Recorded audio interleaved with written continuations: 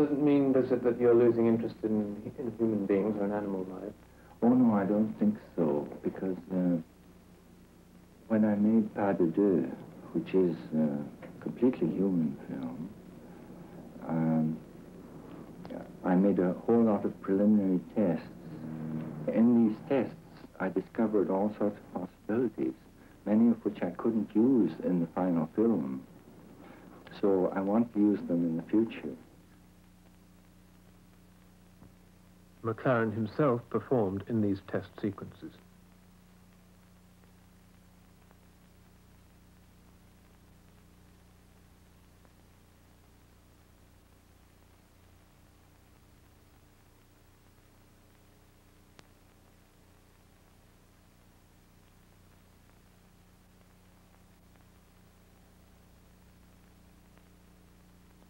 For instance, when shooting a dancer, if you have a camera that can vary its speed from slow to fast,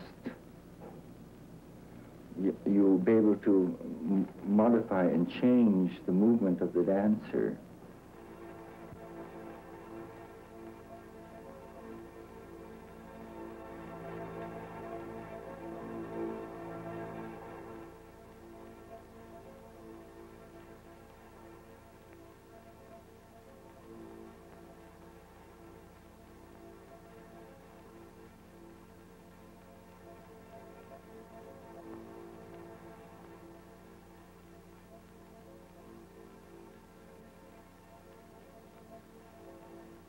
This is an ordinary 35mm black and white film.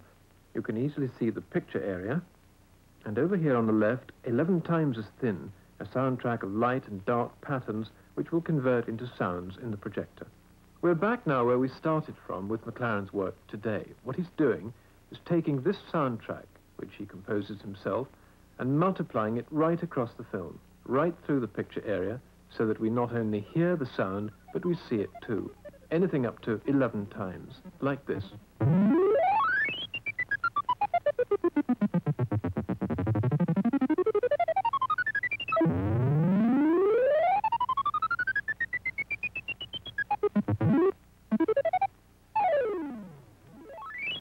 At the end of the film, I hope to have about 6 parts in the music, where there'll be 6 different things happening on those bands in the picture area.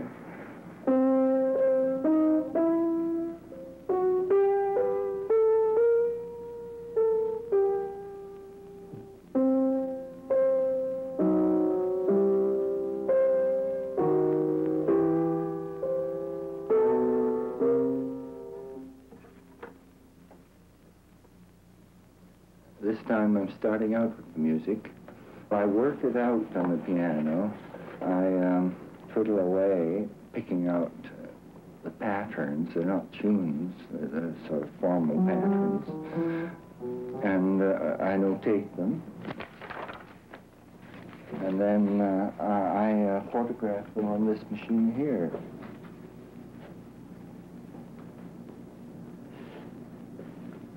This is the machine which makes the music. In principle, it's a quite simple device. It consists of a camera that takes a single frame at a time. When I push the button like that, it takes 1 frame. That's a 24th of a second. Now here is a bench that's lit. And there's a slot here. And this slot is so positioned that it photographs onto the soundtrack area of the frame at the side of the picture.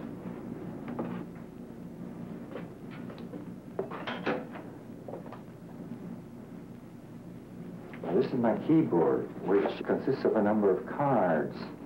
This is the lowest note.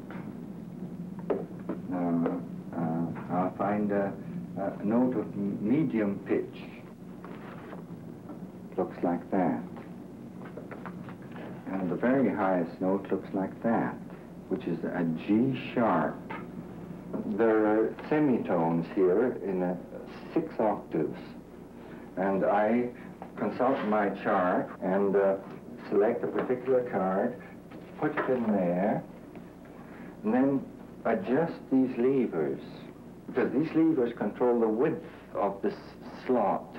If the slot is very narrow, the sound is very quiet. If the slot is wide open, it's maximum, it's fortissimo.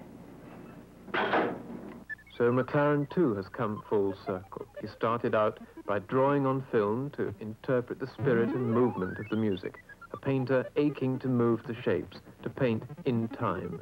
Now he's reaching out to the point where sound and picture really are one, the perfect metaphor, the ear seeing what the eye hears.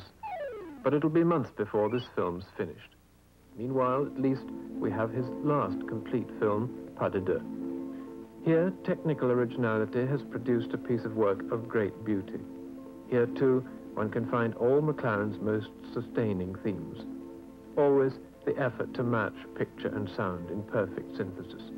The ballet of line and object moving in space and time. And perhaps the most central of all, multiplication, fragmentation, and the effort to bring the dislocated parts, the hen and the egg, the blinkety-blank bird and its enemy, the cubes of mosaic, the dancer and her other selves together again.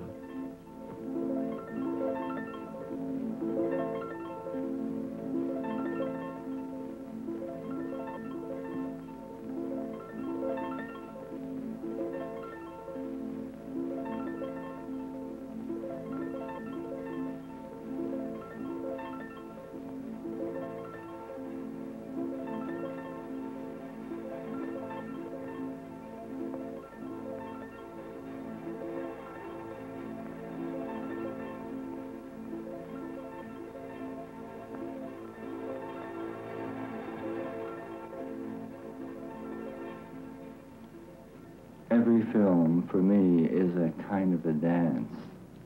Because the most important thing in film is motion and movement. No matter what it is you're moving, whether it's people or objects or drawings or and what way it's done, it's a form of dance. That's my way of thinking about film. I know there are other films that are not that, dramatic films, where speech is important, but I never use speech in my films.